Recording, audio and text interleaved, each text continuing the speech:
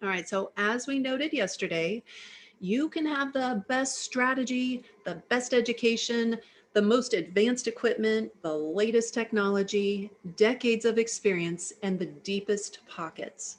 But when paired with a brain and body that are not firing on all cylinders, you are functioning at a deficit from the get-go. You cannot counteract a deficient brain and body for very long. Can't mask it, and you certainly can't compensate for it. It is impossible to find any other asset that can make up for that deficiency. There are only so many ways you can cover for a lack of brain power and lack of energy to make it through one day, right? And there's only so long that you can really justify having to do so. So we put our little nerd hats on yesterday and we tiptoed into the metabolic waters, and I introduced something called metabolic syndrome, and then how it progresses into type 2 diabetes. And then I informed you that it does not need to be chronic and progressive, even though that's what we're told at every turn in the road. It's chronic and progressive. But with some targeted actions, i.e., it's going to take some work, you don't have to go down that path. So today we're going to dive deeper into the 12-step strategy, which is how to structure and work to get well and stay well for life.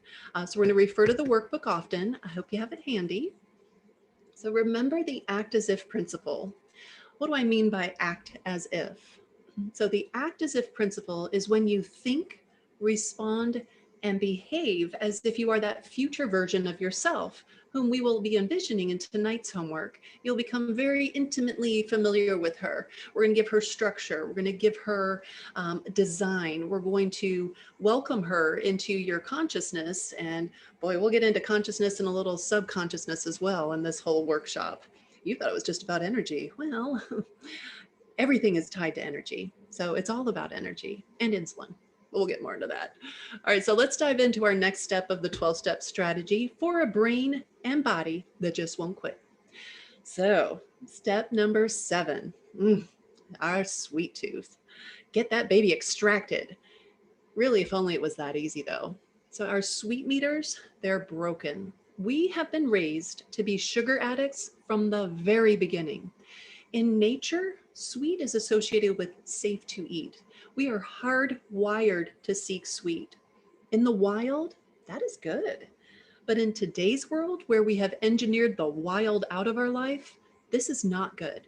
It is bad, very bad, in fact. It's so bad it's killing us slowly and painfully. See, even our fruit is sweeter than ever. And it's bred to be that way, whether it's GMO or good old fashioned propagation.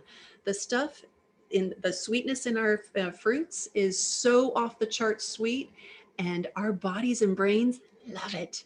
In fact, you've got all these little guys in your belly, that's called the microbiome. We'll get a little bit into that, but not a lot during this session. I could do a whole other a whole other workshop on that. But in your microbiome, you've got all these little guys and gals that are in there that are supposed to be in there, and when they're in balance and harmony, cravings are, your body's just firing beautifully. It's in its happy zone. But if that gets off balance, it can start to sway what we crave. It's a fascinating part of how all of this stuff within us is connected. I absolutely love it. So the reason it craves things is because of the chemicals and the sweeteners and everything like that. I don't know if you know this, but there are over 70 names for sugar in food. And that number doesn't even come close to touching those alternative sweeteners. So we're going to take a little peek here. Let me see. I want to share my screen and give you some, yeah, I love sugar. I love it, Jen. My little sugar monster. All right, but I am going to help you find peace with sugar. You are so cute. I love it.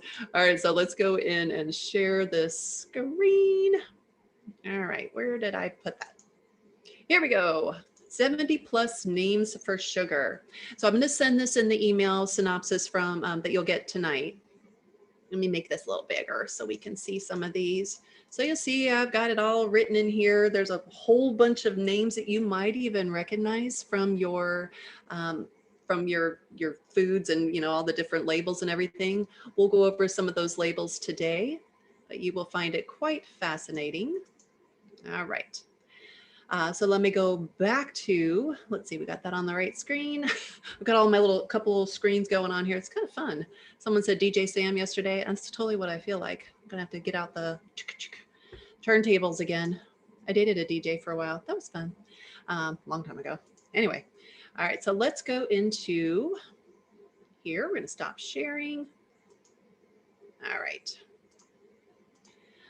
Okay, so some of these aliases that you, again, will get this and you can print it out and have it with you when you go grocery shopping, or if you order online when you look at the ingredients. So some aliases for the other white powder, which is what I like to call it. There's agave nectar, corn syrup, sucrose, anything with an OSE at the end, rice syrup, anything with a syrup, dextrose. Okay, there's another OSE. You'll see this dextrin and dextrose added to like shredded cheese. It's that kind of powdery stuff to keep the shredded cheese from congealing or conglomerating or just being basically a reformed block of cheese when you get it pre-shredded. I always recommend people, if you're gonna eat cheese, which I love cheese, good cheese, like keep in mind cheese has coloring in it because milk is white, right? That's our goal. So if it has colorings in it, look to see what the process is, like what's making it colored.